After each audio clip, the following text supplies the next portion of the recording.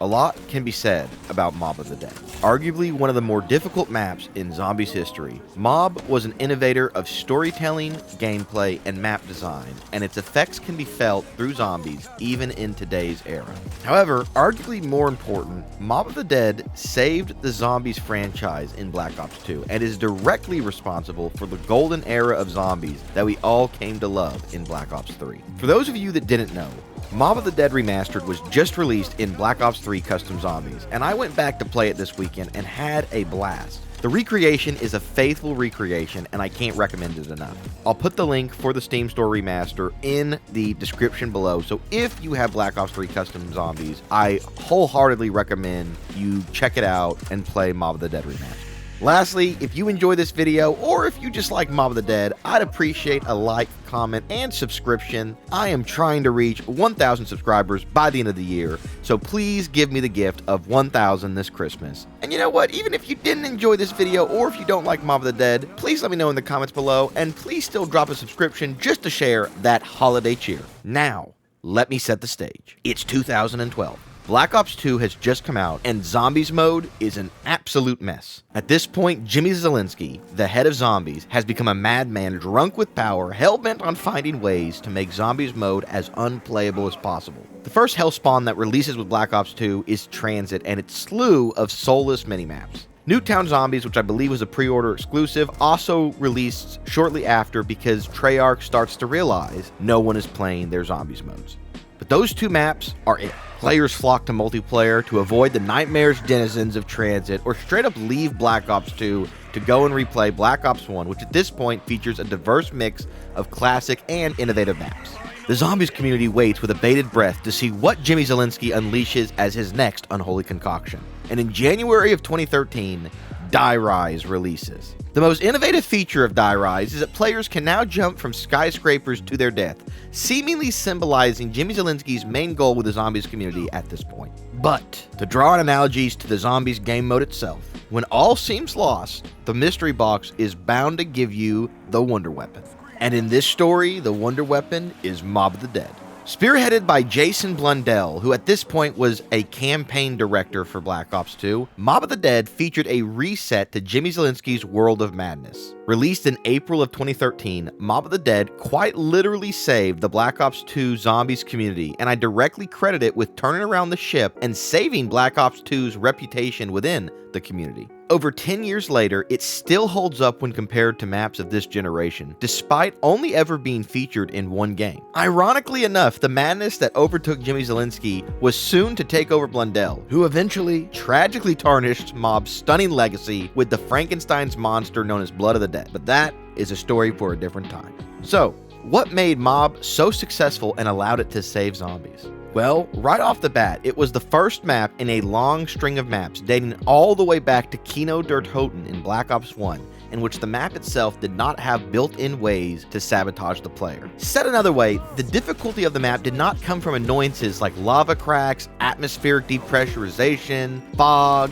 ice water, you name it. All the maps since Kino had ways to sabotage the player. With Mob of the Dead, the difficulty rather was built into the map largely due to the tight corridors and the Warden, who is also the great-grandfather of everyone's favorite mid-tier boss in modern zombies, the Mangers. After being overloaded with complicated and overstimulating maps, Mob invited you into its atmosphere, which while simple, was still very rich and detailed. But it wasn't in your face about it. It was there for the player to discover or ignore as they progressed throughout the map. Mob was a sobering and refreshing reminder of what zombies could be. It fixed the issues of Jimmy Zielinski buildables by giving players a shared inventory, allowing them to pick up multiple items at once. It reinvigorated players with an urge to explore and uncover storyline secrets that most players hadn't felt since the prime World at War of Black Ops 1 days. It was also a pioneer in multiple ways. The Blundergat was the first wonder weapon with a second variant, which was the Acid Gat. The Blundergat was also the first wonder weapon that could be earned from the box or via a side Easter egg independent of each other, something that has returned in most modern maps today. The Hell's Retriever and the Wolf Quest to unlock it was the first of its kind, interlocking map progression with task completion,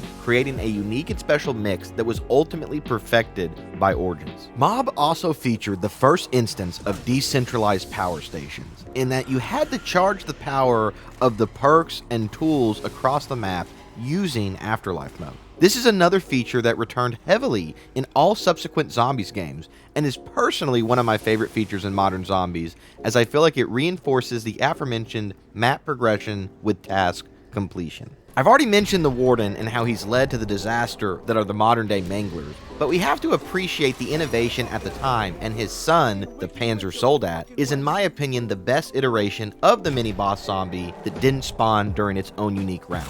While some can rightfully argue the Shrieker or Napalm zombies from Shangri-La were the first iterations of this mini-boss archetype zombie, I think we can all agree the Warden set a new standard for how these enemies function within the map, and the visual and functional inspiration from the Warden can be felt heavily in Black Ops 6 today with both the Manglers but also the elite zombies, such as the Abominations and Amalgams. And these are just a few, the list goes on and on. Afterlife mode, upgradable traps, the Sporks, the Hell's Redeemer upgrade. The ripple effect Mob created in Zombies is still felt to this day, and Mob of the Dead is arguably the archetype to modern zombies in its conceivable form. With regards to map design, Mob is one of the best examples of balancing Easter eggs with casual play. To progress through the map to the point of having a pack-a-punch gun, the wonder weapon, and full perks, you don't really need a guide. And if you want to progress beyond that point, the steps become so easy to remember that you really only need a guide once or twice. The Easter egg is not an overcomplicated mess, and like I alluded to previously, if the Easter egg is 7 or 8 steps, just progressing through the map is half of them, which is nice. The Easter egg was heavily narrative driven and featured a fun but grim cast of characters that the player could easily find somewhat endearing,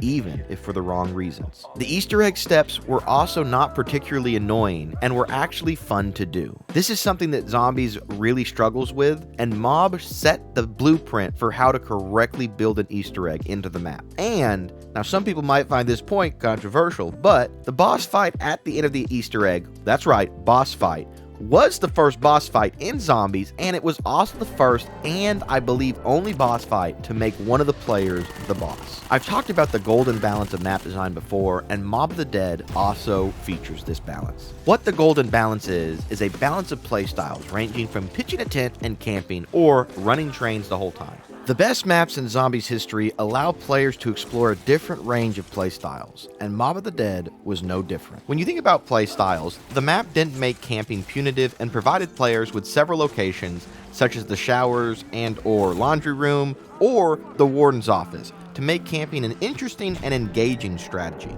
With locations such as the cafeteria or the bridge, it felt like training was integrated into the map without making it more stressful for the player rather than fun. The biggest criticism I have for Mob of the Dead is the scale, and that it could have benefited from stamina up, or the very one thing that Blood of the Dead improved from Mob, which was fast travel options. Now this is minor, but it also should have started the player with the Bloodhound or the Snub-Nosed Revolver, but this was also fixed in Shadows of Evil in Black Ops 3. So, let me know what you think. Did you play Mob of the Dead when it came out? Did you play Black Ops 2 Zombies when it was in its prime? Do you agree that Mob of the Dead righted the ship for Zombies and is the archetype for the Zombies mode that we know and love today? Like I said, guys, I am trying to reach 1,000 subscribers by Christmas, so if you enjoyed, I would very much appreciate your subscription. And to conclude this video, Mob of the Dead, in my opinion, was one of the most pivotal and important maps in Zombies history. I think, in retrospect, it did minimal wrong and did almost everything right. And some might argue it had to do everything right. If you've never played it, I would 100% recommend going to play Black Ops 3 Custom Zombies if you have a PC, or if you don't, picking up Black Ops 2 just to try it. I've recently played it in both games, and it still holds up well, and you're still able to find players in Black Ops 2 even today. I'll be returning to Black Ops 6 for my next videos, and I have a lot of really cool things planned, guys. But in the meantime, I hope we can all appreciate the masterpiece that is Mob of the Dead.